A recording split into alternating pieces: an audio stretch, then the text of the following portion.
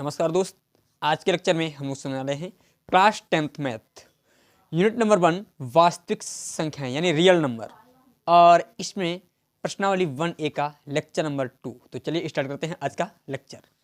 इससे पहले लेक्चर में मैंने आपको क्वेश्चन नंबर 6 तक के सभी क्वेश्चन बता दिए थे, और आज जो क्वेश्चन नंबर 7 से हम स्टार्ट करेंगे। तो चलिए स्टार्ट करते हैं क्वेश्चन नंबर 7।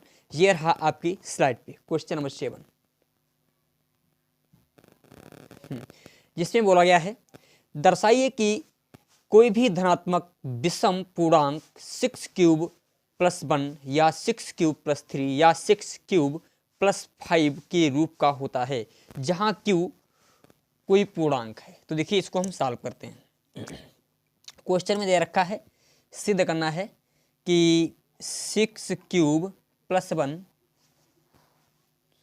थोड़ा दूसरा कलर यूज करते हैं, 6 क्यूब प्लस 1 कामा 6 क्यूब प्लस 3 कामा 6 क्यूब प्लस 5, ये सभी विषम धन पूर्णांक हैं। ये सभी विषम धन पूर्णांक, ये हमें सिद्ध करना है। विषम धन पूर्णांक, विषम धन पूर्णांक सिद्ध करना है। तो देखिए एल्गोरिथम की प्रमेय क्या है। एल्गोरिथम के अनुसार जो भाज्य होता है वो भाजक गुणे भागफल और शेषफल, ये प्रमेय है। अतः हम इसको यदि a मान लें, a बराबर बी क्यू प्लस आर के रूप में लिख सकते हैं। तो देखिए जहाँ पर ये भाजक हमारा क्या है, अब इसकी हम तुलना कर दें, इसकी हम तुलना करें। देखिए 6 क्यूब प्लस 1 की यदि हम तुलना करें तो यहाँ पर भाजक हमारा क्या मिल रहा है, 6 मिल रहा है। यानी इन संख्याओं में भाजक क्या है, 6 है, और ये शेषफल क्या है, 1 है। अतः हम कह सकते हैं जो भाजक है हमारा 6, जब 6 से भाग दिया जाएगा तो हमारा शेषफल कितना हो सकता है। तो जो r की वैल्यू है, यहाँ पर जो r की वैल्यू है वो 0 के बराबर भी हो सकती है और 0 से बड़ी, 0 भी हो सकती है या 0 से बड़ी हो सकती है। और क्या क्या, और पर जो q का मान है, q आपका ऑलवेज ग्रेटर देन होगा 0 से, क्योंकि भागफल कभी भी हमारा शून्य नहीं आएगा। भागफल कभी भी शून्य नहीं, जब यहाँ पर कोई संख्या दे रखी हुई, तब इस स्थिति में तो हम कह सकते हैं r का मान क्या हो सकता है, 1 हो सकता है, 2 हो सकता है, 3 हो सकता है, 4 हो सकता है, 5 हो सकता है। यदि हम जब 6 से भाग देंगे तो ये शेषफल आ सकता है, परंतु कभी भी हमारा 6 शेषफल नहीं आ सकता है जब हम 6 से भाग देंगे। तो देखिए इसी में हम a बन बराबर, इसको मान लेते हैं a बन बराबर, और यहाँ पर b क्यू, b यानी भाजक क्या है, इसमें भाजक में 6 माना है, तो यहाँ पर 6 क्यूब, क्यू के स्थान पर जो भी रखना चाहें लिख सकते हैं, प्लस r का पहले मान रख देंगे 1, फिर a2 को निकालेंगे। भाई भाजक तो हमारा 6 ही है, q प्लस यहाँ पर r का मान रखेंगे 2, ये देखो हो जाएगी विषम, ये हमारी होगी विषम, ये सम होगी। फिर देखिए यहाँ पर a3 बराबर हो जाएगा 6 क्यूब प्लस 3, ये भी हमारी विषम होगी, विषम। a4 बराबर 6 क्यूब प्लस 4, ये हो जाएगी सम, ये सम। a5 बराबर 6 क्यूब प्लस 5, क्योंकि r का मान 5 रख देंगे, ये हमारी हो जाएगी विषम। तो देखिए यहाँ पर ये विषम, ये भी विषम, ये भी विषम। तो हमें ज्ञात हो गया जो विषम संख्याएं होती हैं 6 क्यूब प्लस 1 या 6 क्यूब प्लस 3 या 6 क्यूब प्लस 5 के रूप में होती हैं। एक को सिद्ध करना चाहें तो सिद्ध कर सकते हैं, क्यू के स्थान पर जो इच्छा हो वो रख सकते हैं। क्यू के स्थान पर हमने मान लिया 3 रख दिया, प्लस का 1 कर दिया, 6 18 1 19 हो गया, और 19 हमारी क्या है, विषम है। अब देखो यहाँ पर हम 6 के स्थान पर 6 जो है क्यू के स्थान पर 3 ही रखेंगे, प्लस हमने कर दिया 2, तो यहाँ पर हो जाएगा 20, ये क्या है, सम है। अतः हमें ज्ञात हो रहा है, अतः सभी विषम धन, यहाँ लिखेंगे अतः सभी विषम धन पूर्णांक धन पूर्णांक 6 क्यूब प्लस 1 कामा 6 क्यूब प्लस 2 कामा 6 क्यूब सॉरी 3 है यहाँ पर 6 क्यूब प्लस 5 के रूप में होते हैं, के रूप में होते हैं, के रूप में होते हैं। ठीक है, ये हमारा क्वेश्चन नंबर 7 सॉल्व होता है इस प्रकार। इसके पश्चात क्वेश्चन नंबर 6 को मैं जो है 8 को लगाता हूँ स्लाइड पे। क्वेश्चन नंबर 8 ये रहा आपकी स्लाइड। तो क्वेश्चन नंबर 8 ये रहा आपकी स्लाइड पे। देखिए क्वेश्चन नंबर 8 में बोला गया किसी परेड में 616 सदस्यों वाली एक सेना की टुकड़ी को, तो सदस्यों की संख्या कितनी है? सदस्यों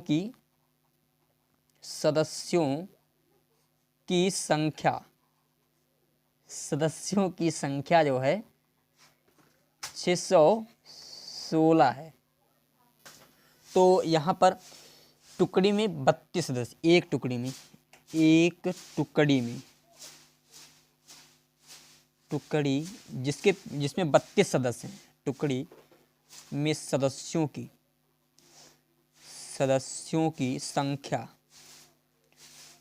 की देर की 32। इसके पीछे इससे जो है मार्च करना है, तो हम क्या करते हैं, अधिकतम, यानी इन दोनों में अधिकतम स्तंभ कितने बन सकते हैं, अधिकतम स्तंभ। तो हम क्या करते हैं, क्योंकि अधिकतम स्तंभ की बात आती तो इसका मतलब HCF पूछा गया, तो हम इसका HCF निकाल लेते हैं। 616 और 32 का HCF निकालेंगे, वही होगी अधिकतम स्तंभों की संख्या। तो 32 हमारा छोटा है, तो 32 से हम 616 को भाग देंगे, तो 32 एकन 32 हो गया। यहाँ पर 11 से 2 गया 9 बचा, यहाँ पर 5 से 3 गया 2 बचा, उतार लेंगे हम कितना 6। हम कितनी बार ले जाएंगे इसे हम ले जाते हैं लगभग में 7 बार या 8 बार ले जाते हैं। 9 बार ले जाने पर 9 बार 300, ठीक है 9 बार ले जाते हैं। 9 बार ले जाने से चलो ये देख लेते हैं। 9 दूनी 18 की 8 हासिल 1, 18 की 8 हासिल और 9 3 27 और 1 28, ठीक है 9 बार ले जाएंगे। तो 9 दूनी 18 की 8 हासिल लगा 1, 9 3 27 और 1 28, यानी 288 आ गया। यहाँ पर बच जाएगा हमारा कितना, 16 से 8 गया 8 बचा, यहाँ पर 8 से 8 जाता कुछ नहीं, यहाँ पर भी कुछ नहीं। अब देखिए फर्स्ट स्टेटमेंट में क्या लिखेंगे, 616 बराबर 32 गुणे 19 प्लस 8, और यहाँ पर 8 is not equal 0, 8 is not equal 0। अब हम 8 से 32 को भाग दे देंगे, तो 8 चक्कू 32, यहाँ पर पूर्ण रूप से हमारा विभाजित हो जाएगा। अतः सेकंड स्टेटमेंट पे लिखेंगे 32 यूकल 8 इंटू 4 प्लस 0, और यहाँ पर 0 इक्वल टू 0, यानी जो शेषफल आ गया हमारा 0। अतः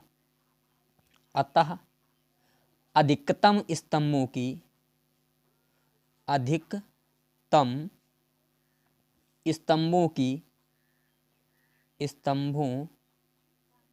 संख्या, अधिकतम स्तंभों की संख्या 8 होगी। कितना आया है HCF, 8 होगी। ये क्वेश्चन नंबर था हमारा 8 के पश्चात क्वेश्चन नंबर 9 को मैं लगाता हूँ स्लाइड। ये क्वेश्चन नंबर 8 था और ये हमारा क्वेश्चन नंबर 7 था। तो क्वेश्चन नंबर जो है 9 को मैं लगाता हूँ स्लाइड पे। ये रहा क्वेश्चन नंबर 9।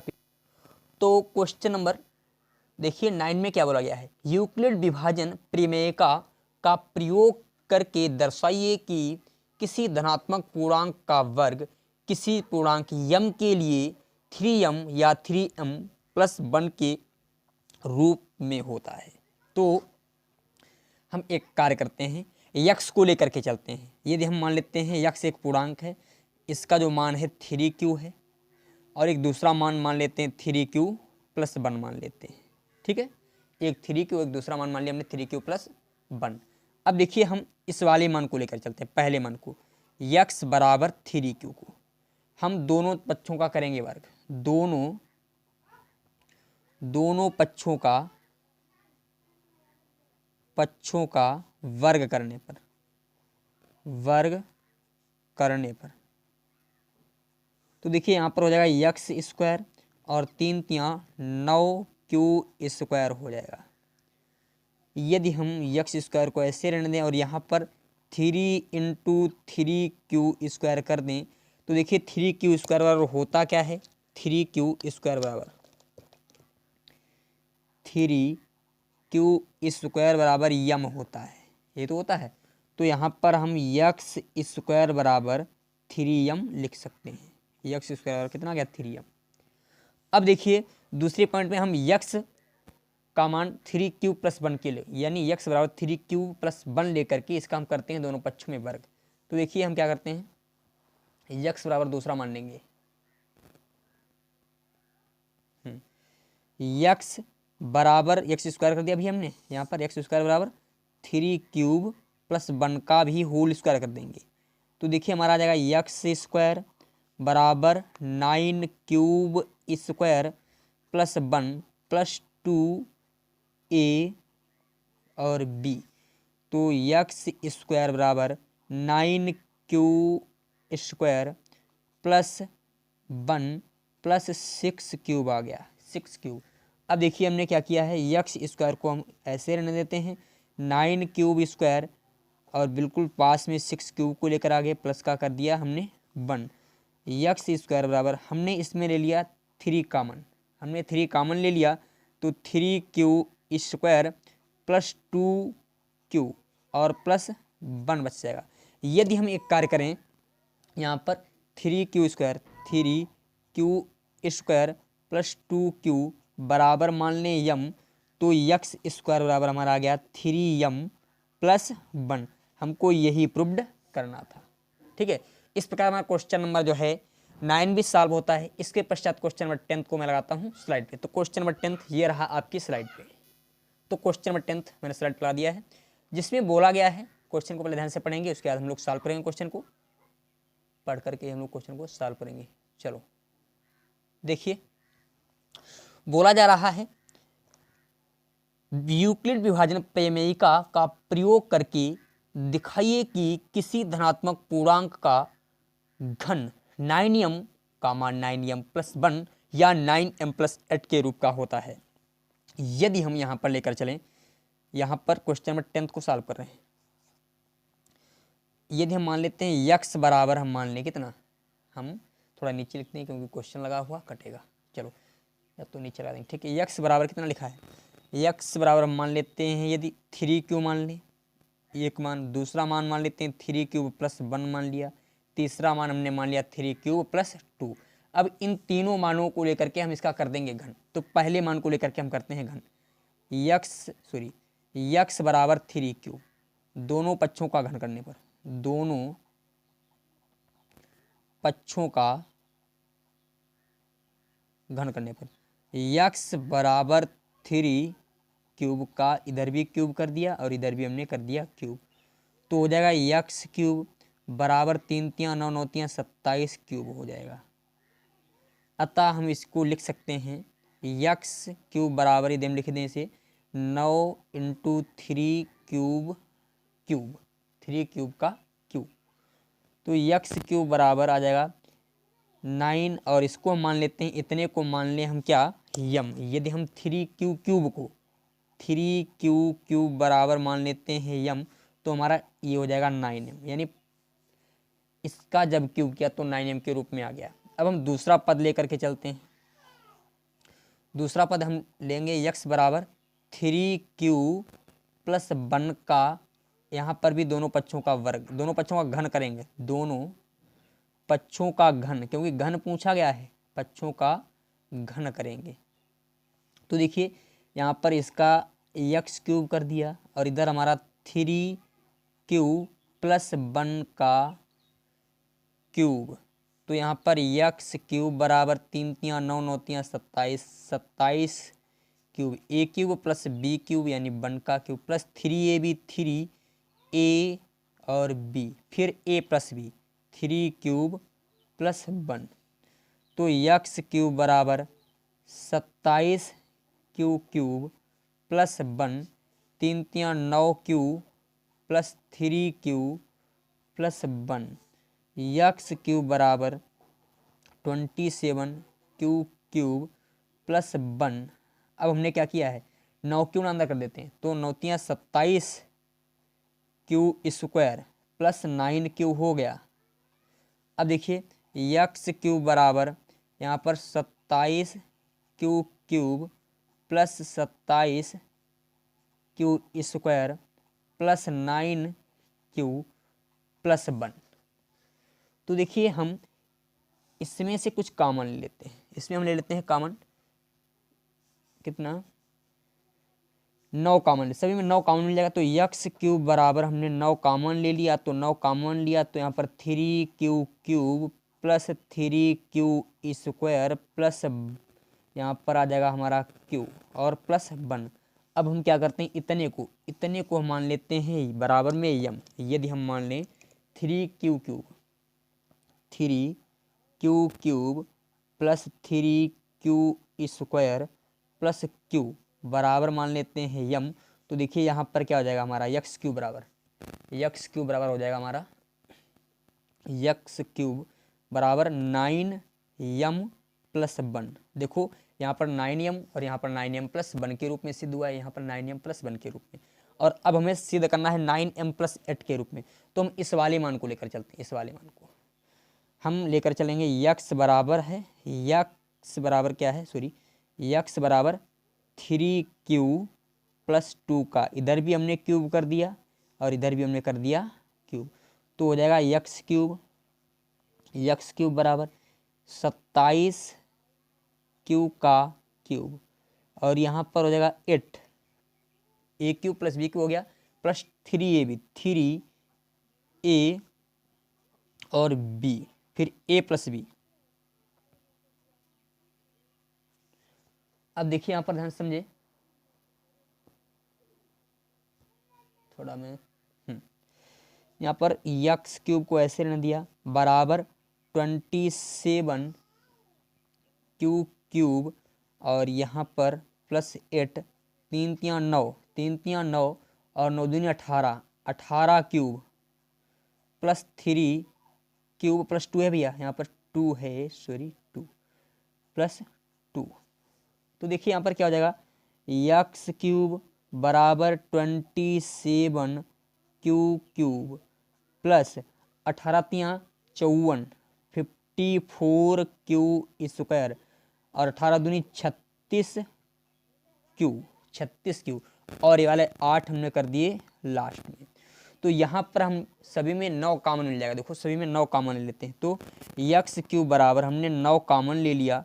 जब हम 9 कॉमन लेंगे तो हमारा 3 q cube plus 6 q square plus 4 Q और प्लस बचेगा 8। यदि हम एक कार्य करें, हम यहाँ पर मान लेते हैं 3 क्यू क्यूब को 3 q cube plus 6 q square plus 4 q यूक्ल में मान लें इसको यम, तो हमारा क्या हो जाएगा, यहाँ पर इसको हमने यम मान यानी इसके स्थान पर यम रख देंगे, तो हो जाएगा यक्स क्यूब बराबर 9 यम प्लस 8 हो जाएगा, 9 यम प्लस 8। ठीक है, इस प्रकार हमारा क्वेश्चन होता है सॉल्व। ये हमारा क्वेश्चन है जो है 10th। इसके पश्चात क्वेश्चन नंबर 11 को मैं लगाता हूं स्लाइड पे। तो ये रहा क्वेश्चन नंबर 11 आपकी स्लाइड पे, पहले आप इसका स्क्रीनशॉट लीजिए। तो क्वेश्चन नंबर 11 स्लाइड पे ला दिया गया है, जिसमें बोला गया है 441, 567 और 693 का एचसीएफ ज्ञात करने के लिए यूक्लिड की विभाजन एल्गोरिथम का प्रयोग कीजिए। यूक्लिड की विभाजन एल्गोरिथम का प्रयोग। तो देखिए हम लोग इसको सॉल्व करते हैं आसानी से। संख्या कौन कौन सी दे रखी हैं, संख्याओं को पहले लिखते हैं।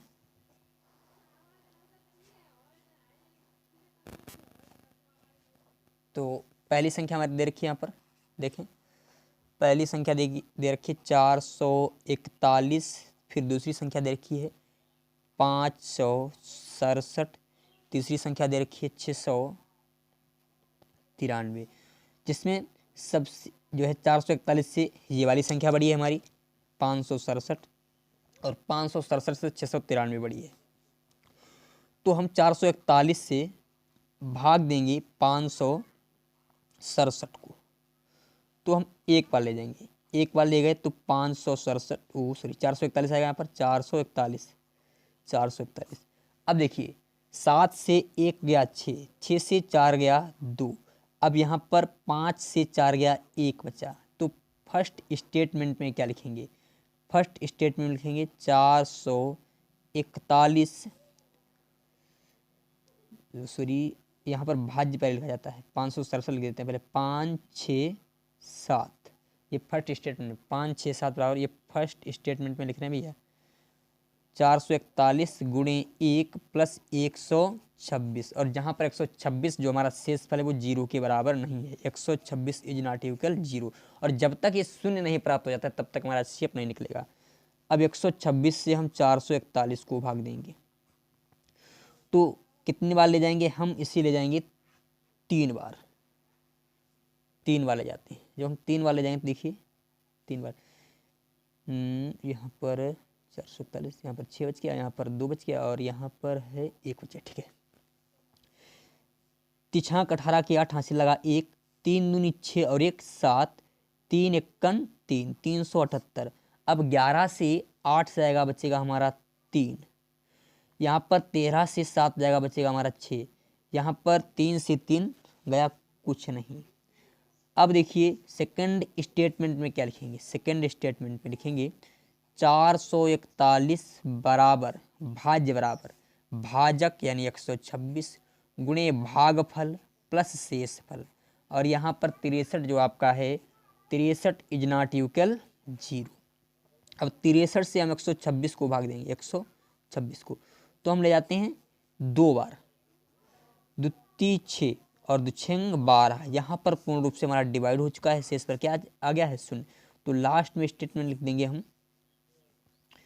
126 बराबर 63 गुणे 2 प्लस जीरो, यहाँ पर जीरो बराबर जीरो हमारा आ चुका है, ये हमारा शेषफल क्या आ गया है, शून्य आ चुका है। तो यहाँ पर हमें ज्ञात हो गया 441 तथा 567 का HCF कितना है भैया, ये आया है 63 है, कितना है 63। चाहे तो जो आपका 63 आया है, 63 से आप 693 को भाग दे दीजिए, ठीक है, तो भी आपका पूर्ण रूप से विभाजित हो जाएगा, और चाहे तो 567 से 693 को भाग दीजिए। तो हम एक मेथड 567 से 693 को भाग देकर देख लेते हैं, 567 से 693 को भाग देते हैं, तो एक बार ले जाएंगे तो यहाँ पर 567 आ जाएगा, यहाँ पर देखिए 13 से 7 गया 6 बचेगा, यहाँ पर 8 से 6 गया 2 बचेगा, 6 से 5 गया 1 बचेगा। तो फर्स्ट स्टेटमेंट में क्या लिखेंगे, फर्स्ट स्टेटमेंट में 693 बराबर 567 गुणे 1 प्लस 126। अब हम 126 से 567 को भाग देते हैं, 126 से 567 को, तो हम ले जाएंगे 5 बार, या 4 बार ले जाते हैं, कम से 4 बार ले जाएंगे, तो 4 बार ले जाएंगे तो लगभग में हमारा 504 हमें प्राप्त हो जाएगा। तो यहाँ पर 7 से 4 गया 3, यहाँ पर गया 6, यहाँ पर कुछ नहीं, तो यहाँ पर सेकंड स्टेटमेंट में लिखेंगे, सेकंड स्टेटमेंट पे यहाँ पर लिखेंगे हम लोग 567 बराबर 126 गुणे 4 प्लस 63, और यहाँ पर 126 इज नॉट इक्वल जीरो था, और यहाँ पर 63 इज नॉट इक्वल जीरो। अब हम 63 से 126 को भाग देते हैं, 126 को, तो हम ले जाएंगे कितनी बार, 2 बार ले जाएंगे, द्वितीय 6 दुछंग 12, यहाँ पर पूर्ण रूप से डिवाइड हो चुका है। अब देखिए अंत में किससे कटा है, अंत में हमारा 63 से कटा है, अंत में 63 से कटा है, तो देखिए हमारा लासा जो आएगा, सॉरी मासा आएगा 63 आ जाएगा, तो यहाँ पर क्या लिखेंगे, लास्ट में स्टेटमेंट जो लिखेंगे हम, लास्ट में 126 बराबर 63 गुणे 2 प्लस 0, 0 इक्वल टू 0। अतः 441, 567, 693 का HCF कितना होगा? 63 होगा। 63 होगा। ये क्वेश्चन नंबर हमारा था जो है 11th। इसके पश्चात क्वेश्चन नंबर 11th के पश्चात मैं क्वेश्चन नंबर 12th को लगाता हूँ स्लाइड पे। तो ये रहा क्वेश्चन नंबर 12th आपकी स्लाइड पे, जिसमें बोला गया है दर्शाइए कि किसी धनात्मक पूर्णांक का वर्ग किसी पूर्णांक q के लिए या तो 4q या 4q प्लस 1 के रूप का होता है। तो देखिए हम क्या करते हैं, इसको सॉल्व करने के लिए हम यहाँ पर क्वेश्चन नंबर 12 को सॉल्व कर रहे हैं।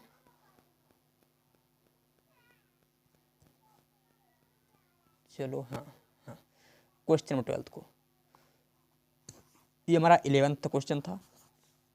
12th में यदि हम x बराबर मान लें 2 क्यूब, पहला मान, दूसरा मान लें 2 क्यूब प्लस 1, ये मान लिए 2 मान, तो हम इनका दोनों तरफ वर्ग कर देते हैं।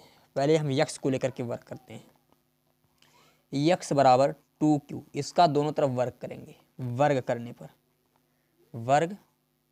तो देखिए हम वर्ग करेंगे तो x स्क्वायर हो जाएगा और यहाँ पर 4 क्यूब स्क्वायर,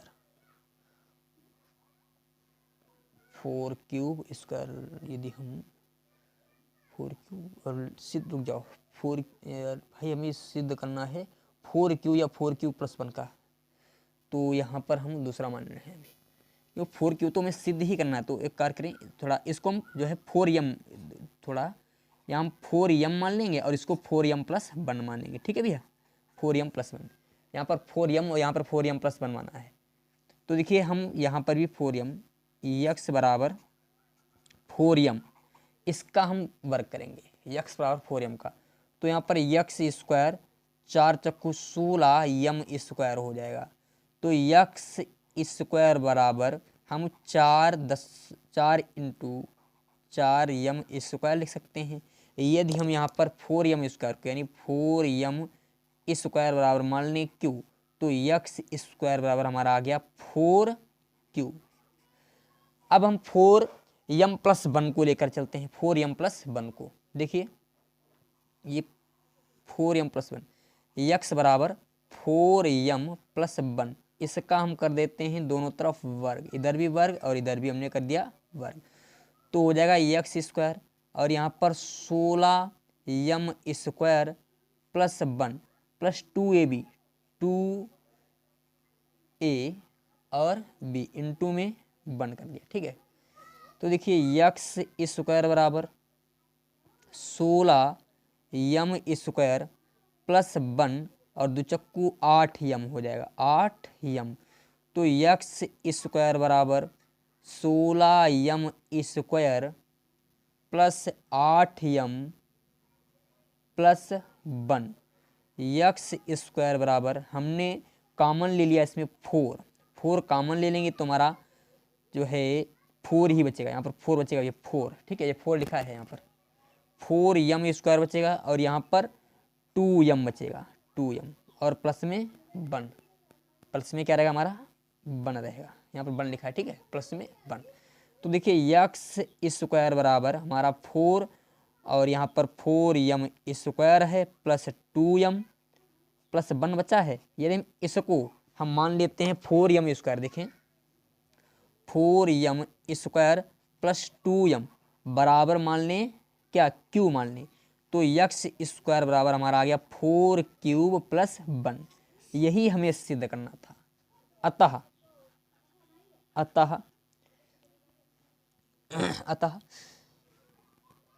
q, अतः यम पूर्णांक का वर्ग, अतः यम पूर्णांक का वर्ग जो है x स्क्वायर बराबर 4q प्लस 4q प्लस 1 के रूप में होगा, 4q प्लस 1 के रूप में होगा। इस प्रकार हमारा क्वेश्चन जो है 12 सॉल्व होता है। 12 के पश्चात क्वेश्चन नंबर 13 को मैं लगाता हूँ स्लाइड पे। तो ये रहा क्वेश्चन नंबर 13 आपकी स्लाइड पे। तो क्वेश्चन नंबर 13 को स्लाइड पे लगा दिया गया है। बोला जा रहा है यूक्लिड एल्गोरिथ्म के प्रयोग से 378 और 180 और 420 का HCF ज्ञात कीजिए। तो देखिए इसका हमें ज्ञात करना है HCF, तो हम ज्ञात करते हैं। तो यहाँ पर जो संख्याएं दे रखी हैं, तो पहली संख्या जो दे रखी है हमारी, इसको हम लिखते हैं। पहली संख्या 378, 378 कामा 180 कामा 420, जहाँ पर 180 इज लेस देन 378 और 378 इज लेस देन 420। तो हम पहले 180 से 378 को भाग देते हैं। 180 भाग 378, तो हम 2 बार ले जाएंगे। तो 2 बार 2 शून्य में शून्य और 2 8 16 के 6, 80 लगा 1, 2 1 2 और 1 हासिल वाला 3, 360 आ गया यहाँ पर। और यहाँ पर 8 और यहाँ पर 1, कुछ भी शेष नहीं बचा, सॉरी शेष हमारा 18 बच गया। तो फर्स्ट स्टेटमेंट में क्या लिखेंगे, 378 बराबर 180 गुणे 2 plus 18, 18 is not equal 0। Second, अब देखिए 378, अब यहाँ पर 180 से जब हम इसको भाग देंगे, तो देखिए 180 से भाग देने पर 18 दहावन, 18 18 कर लेंगे, और यहाँ पर ये 18 180 कर लेते हैं, सीधे से छोड़ो 18 180, तो पूर्ण रूप से हमारा विभाजित हो चुका है। तो देखिए यहाँ पर हम लिख देंगे, सेकेंड स्टेटमेंट में लिखेंगे 180 बराबर 18 into 10 plus 0, 0 is equal to 0। अतः 378 और 180 का HCF कितना हो जाएगा, 18 हो जाएगा, 18 होगा।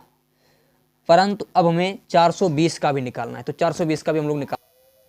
तो अब हम क्या करते हैं, जो देखिए यहाँ पर 18 आया है, अब 18 से इसको भाग देंगे 420 को, तो 18 भाग 420 करते हैं। तो 18 को हम कितने बार ले जाएंगे, कम से कम ले जाएंगे 2 बार, 18 दूनी 36। यहाँ पर कितना बच जाएगा हमारा, यहाँ पर 12 से 6 गया 6, यहाँ पर कुछ नहीं और उतार लिया हमने 0। अब 18 तियाँ 54 आ गया, बच गया कितना 6। अब देखिए फर्स्ट यहाँ पर स्टेटमेंट क्या लिखेंगे, हम यहाँ पर लिखेंगे 420 बराबर 18 गुणे 23 प्लस 6, और 6 इज नॉट इक्वल 0।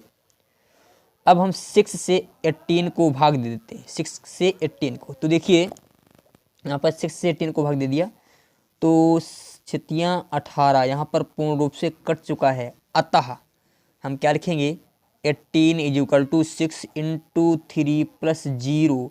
अतः 378 कामा 180 कामा 420 का HCF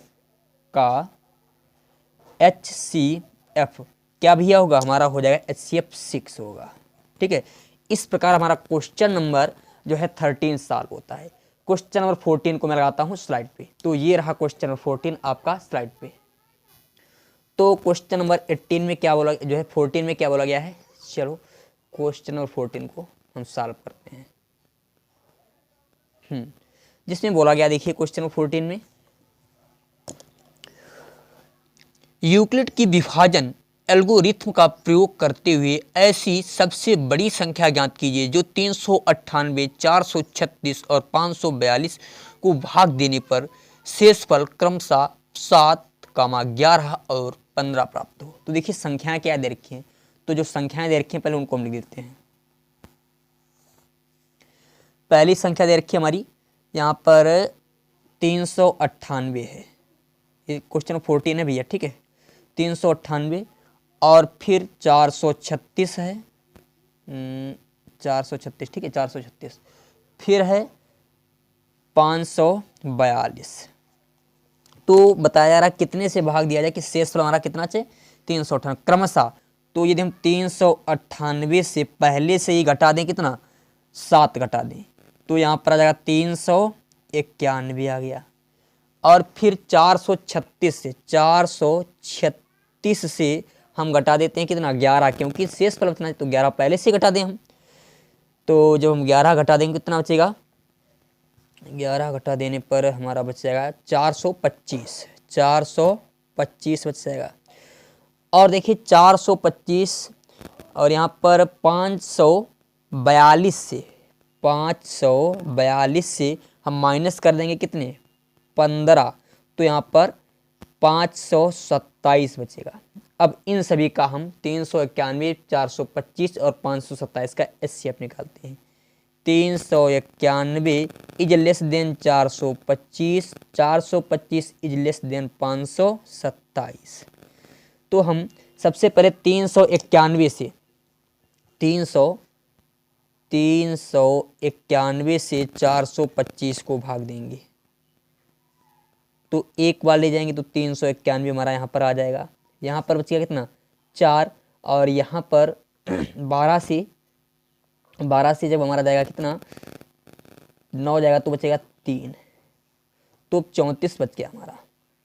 तो यहाँ पर स्टेटमेंट हम यहाँ पर लिख देते हैं, क्या लिखना है, 425 बराबर 391 गुणे 1 प्लस 34, और 34 इज नॉट इक्वल 0।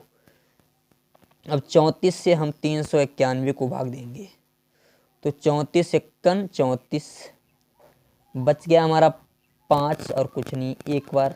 तो सेकेंड स्टेटमेंट में क्या लिखेंगे, यहाँ पर 391 बराबर 34 गुणे 1 प्लस, अरे भाई अभी और ले जाएंगे ना, एक बार फिर जो है एक बार फिर ले जाइए, यहाँ पर एक बार ले जाएंगे तो 34 आएगा। फिर यहाँ पर देखो, यहाँ पर कितना बच गया हमारा, 11 से 4 गया 7 बचा, 7, और यहाँ पर आ गया 1, तो यहाँ पर कितना लिख देंगे भैया, 11 लिखेंगे, ठीक है, 11 और प्लस 17 इज नॉट इक्वल 0। अब 17 से हम 34 को भाग जो है 34 को, तो 17 दूनी 34 पूर्ण रूप से यहाँ पर विभाजित हो चुका है। तो यहाँ पर लिख देंगे, थर्ड स्टेटमेंट पे लिखेंगे 34 बराबर 17 गुणे 2। अतः हमें 391 और 425 का, अतः 391 और 425 का, 391 और 425 का शेषफल, 391 और 425 का शेषफल क्या भैया, 0 है। शेषफल का HCF लिखो भाई, शेषफल क्या बोल रहे हो, 17 है। इनका हमें HCF कितना प्राप्त हो गया है, 17। और अब हमें ज्ञात तो करना है सभी में, तो हम क्या करते हैं यहाँ पर,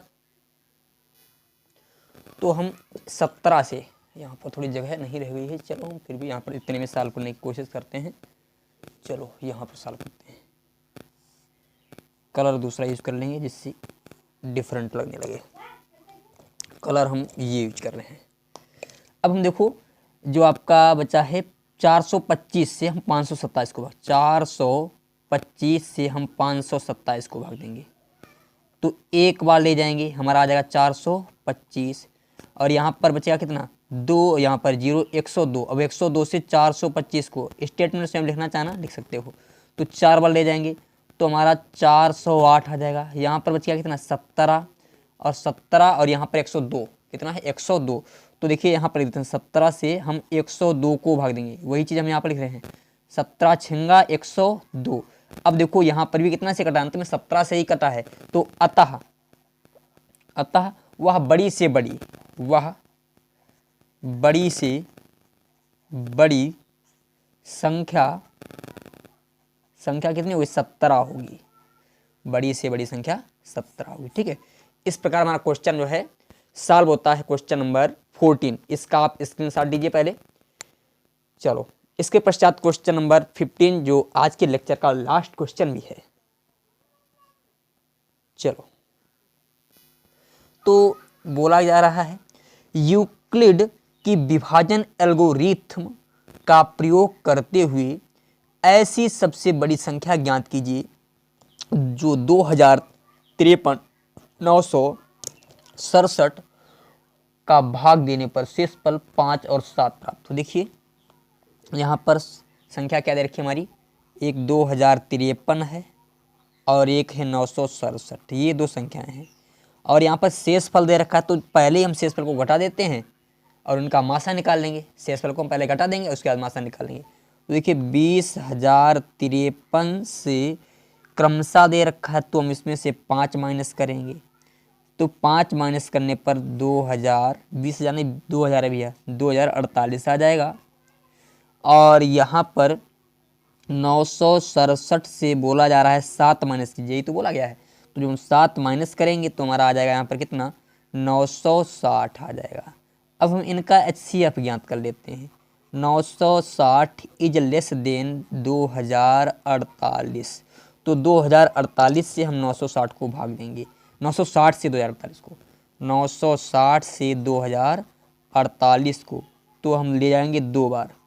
तो 2 शून्य शून्य, 2 छंग 12 के 2 हासिल लगा 1 और दुनिया 18 और 1 19, 1920 आ गया।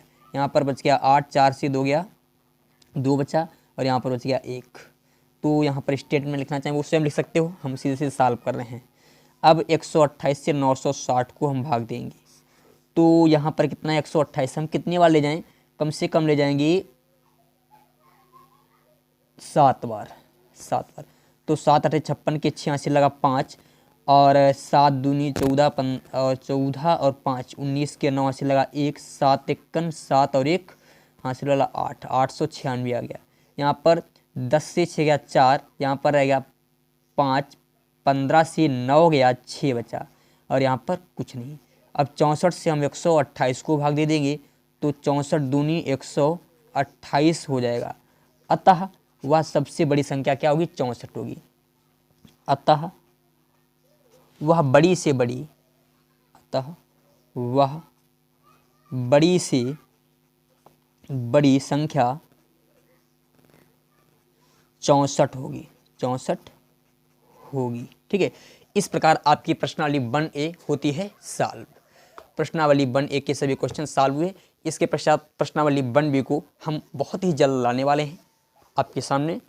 चलो, यदि आपको वीडियो पसंद आई हो तो आप हमारे चैनल यूनिक ज्ञान एकेडमी को लाइक करना ना भूलें और इस वीडियो को लाइक करना ना भूलें। यूनिक ज्ञान एकेडमी को सब्सक्राइब करना ना भूलें। थैंक यू, धन्यवाद।